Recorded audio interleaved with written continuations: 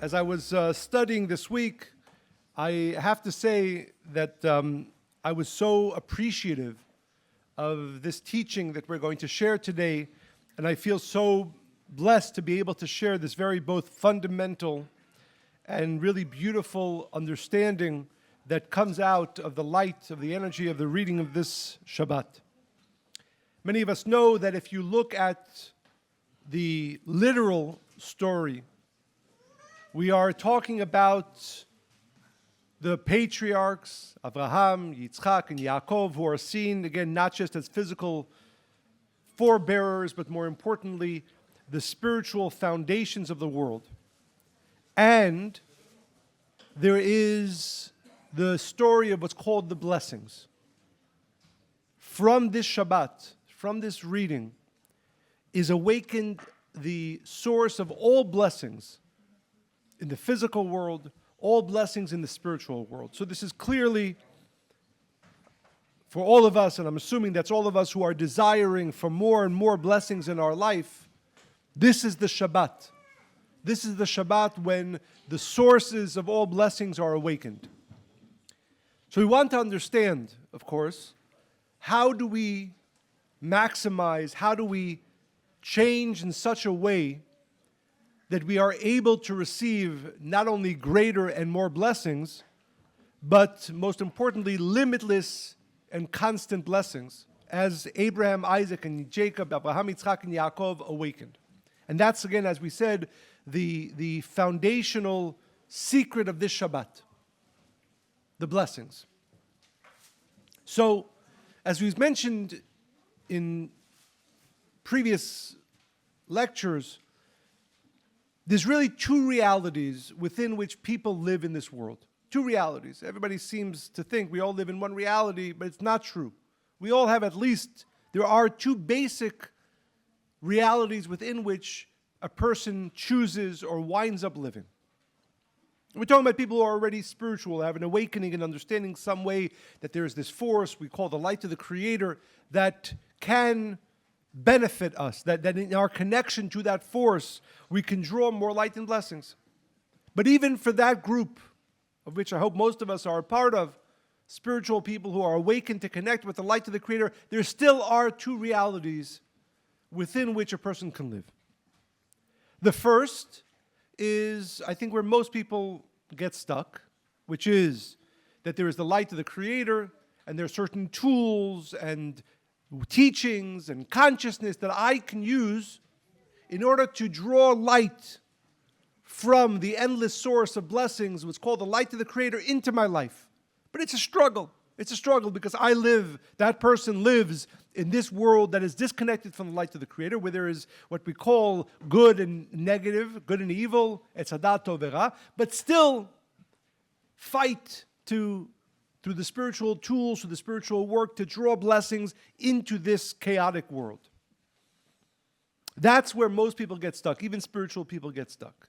There's another reality, and this is really what Abraham, Yitzchak, and Yaakov, and Abraham, Isaac, and Jacob created for us, this possibility, and that is to live in such a state, as the Creator tells Abraham, tells Abraham, vayotze oto hachutza, which means Abraham, Isaac, and Jacob, and eventually giving us the opportunity, the possibility of being completely removed, taken outside of the realm of what's called nature, of the realm that is called of this world that we said before, where most people, even spiritual people, live, which is, I live in a chaotic world, in a dark world, but I try to draw through tools and teachings and actions, blessings into this chaotic world. That's the one reality. That's not the one that was created for and by Abraham, Yitzchak, and Yaakov, Abraham, Isaac, and Jacob. They live and created a different reality. Vayotze oto hachutza, which means that Abraham and Isaac and Jacob and all those who follow in that spiritual lineage are completely outside of the realm of nature, are completely outside the realm of darkness, are completely living and existing every single second in a realm that is overflowing with light and blessings all the time. Two realities. One, again, as we said, where most even spiritual people live, which is what we call Etz Hadat Tov Ra, the tree of knowledge, good and evil. There's good and there's bad, but I try my best to, through my spiritual work and my prayers, and I try to draw blessings into this dark world. And sometimes I succeed, and sometimes the person fails. And then there's the other reality. That new reality, again, within which it is possible to exist in a state where the blessings are constantly flowing, where there isn't ups and downs, where there isn't darkness. Obviously, if you would just think about it logically, we would all rather exist in that reality. We don't want to, even if that's what our limited thought was, even our spiritual thoughts were, that I have to exist in a realm where there's light and there's darkness and there's good and there's bad and there's ups and there's downs, but I'll try my best through my spiritual work and my prayers and my study and so on, transformation, to draw light into that reality. That's not where we want to exist, and that's not, when we talk about the blessings on this Shabbat, we're not talking about those blessings. We're not talking about somebody who's going through chaos and tries to draw down a light, a blessing into that reality. We're talking about living in a different reality. That reality that was created by Abraham, Yitzchak, and Yaakov, created for us to be able to access, where a person achieves a state where he or she is so connected to the light of the Creator, where the blessings are flowing all the time.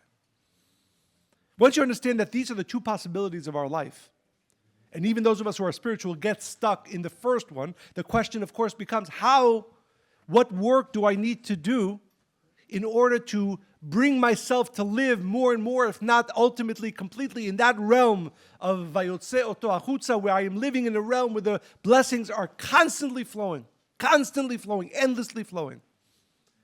So, one of the hints to this, to the path, the way towards that other reality where we want to live, the Midrashim, the Kabbalists, when they talk about Abraham, Isaac, and Jacob, they use a very strange word, which is not used all the time. It's used a few times in the prophets and in the writings, but it's something that I think most of us do not pay enough attention to. And more importantly, as we will learn today, this is really the way that we have to, if we want to live a life where we are constantly receiving the blessings of the light of the Creator, we have to be directing our consciousness and our thought in this way. So in the Midrashim and all the writings of the Kabbalists, when they talk about what's called the Patriarchs, they call them, or the book of Genesis, for instance, is called the Sefer Yesharim.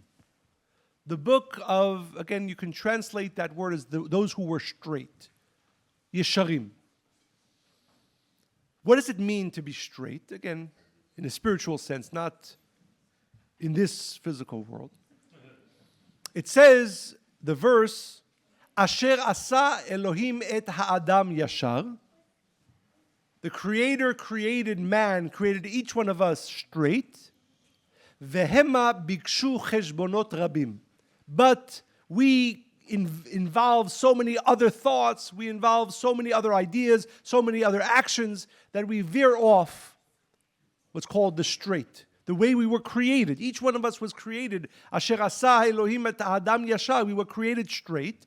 But hema bikshu cheshbonot rabim. We complicate reality and wind up in that first reality of which we were speaking by not following the straightness with which we were created. And I want us, and this is really the seed of the secret of the understanding, and as we often say, this isn't just about understanding it in this moment.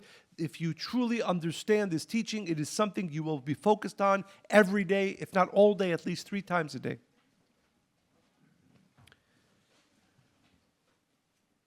Asher asa ha'Elohim et ha'adam yashar. What does it mean that we were created straight? So, if we understand, as the Kabbalists teach us, Zohar tells us, that the process of creation, as it says, Asher bara Elohim la'asot, which means the Creator began the process of creation, and it was left for each one of us individually and humanity collectively to bring that beginning to its proper end. But that beginning that the Creator created, that exists, is something we have to deeply understand. And a straight line is a very powerful way to understand its secret.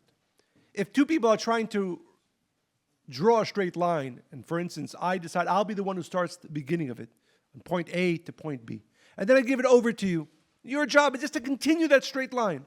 I don't want you to make rights or lefts. I don't want you to make any changes. Just, you see the line that I created? Continue it straight. If you go right, you go left, it's no longer the line that I wanted to be.